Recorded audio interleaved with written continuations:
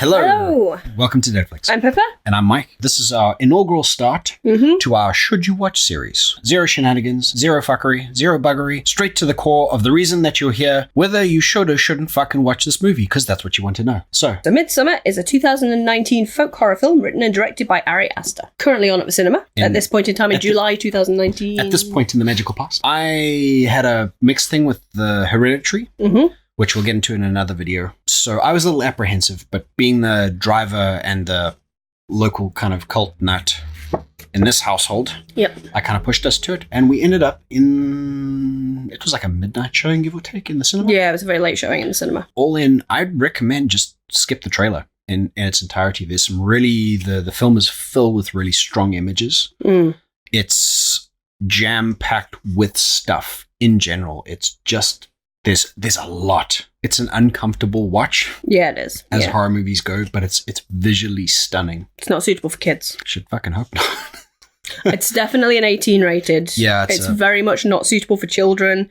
If you're looking at this wondering if you should take your 13, 14-year-old to see this, don't take your 13 or 14-year-old to see this. Also, look yourself in the face in the mirror, and whether you're a good parent or not. Yep. So, your feelings on the film? It was a movie.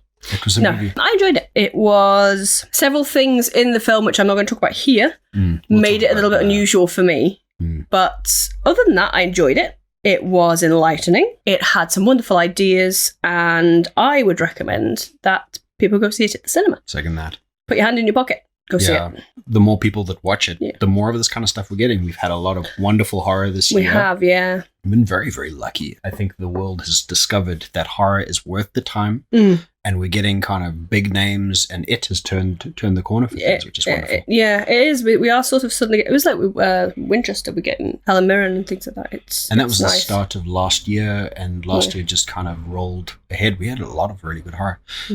This film, though, again, with the watch in the cinema, there's a lot of really big kind of silent space. There's a lot of kind of belly aching and wailing, and it's things the kind things that you can really only appreciate the first time on the big screen. So it is a real shame if you don't get an opportunity to see it at the cinema. Yeah. I mean, you could achieve the same thing with headphones at home, but you need to basically close the curtains, sit in the dark, tell everybody you know to piss off. And don't attempt to pause or turn the volume down. Yeah, you basically got to sit and watch and be enwrapped. I think it's the locked in that you get in the cinema and the enforced silences, and that really, I think, was a lot of what this movie carried. It had a lot of really big things, but we'll get into that in the horror talk. Yeah. In conclusion, if you've happened to have missed the boat, if you've missed the boat, would you rent, buy, or skip this? I think we're beyond the point of talking skip because don't skip this movie. It's definitely worth a watch. If you're a horror person, I think this is a solid bet. I think it's I think it's definitely a buy, but you may not watch the full movie more than once. Like, you may find yourself going, I want to see this scene again, or I want to watch that again, and oh my god, you have to see this. I can't see myself personally sitting down and going, I want to watch this whole movie again in one big block.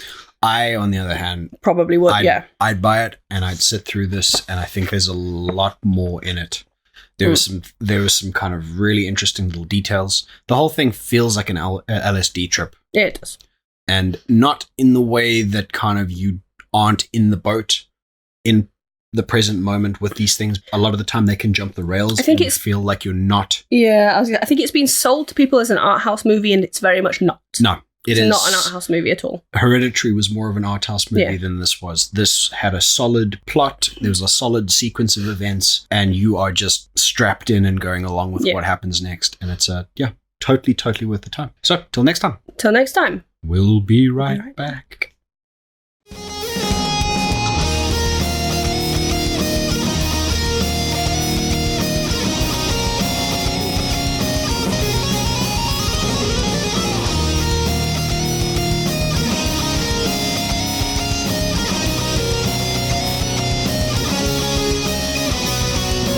Just a small portion of the torture that awaits you.